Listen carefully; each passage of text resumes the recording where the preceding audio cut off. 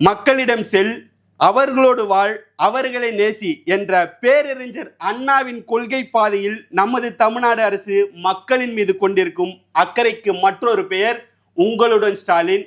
இப்பவும் சொல்றேன், எல்லா பிரச்சனைக்கும் எங்களுடன் ஸ்டாலின் நின்றுட்டு தான் இருக்காரு. இப்படியே சொல்றீங்க? ஆமா, இப்போதான் கொஞ்ச நேரத்துக்கு முன்னாடி சொன்னீங்க, இப்போ ஒருத்தர் ஒரு பிரச்சனையில் நாங்கள் நிற்க முடியாது, அவனவன் பாதுகாப்பு பார்த்துக்கொண்டீங்க. இப்போ திடீர்னு பாதுகாப்புன்னு சொல்றேன். நாங்க பாதுகாப்புக்கு தான், நீங்க உங்க பாதுகாப்பை வேற எதுக்கு நிக்கிறீங்க? இப்ப எதிர்கட்சியில 2 பெண்கள் நின்றுட்டு இருக்காங்க.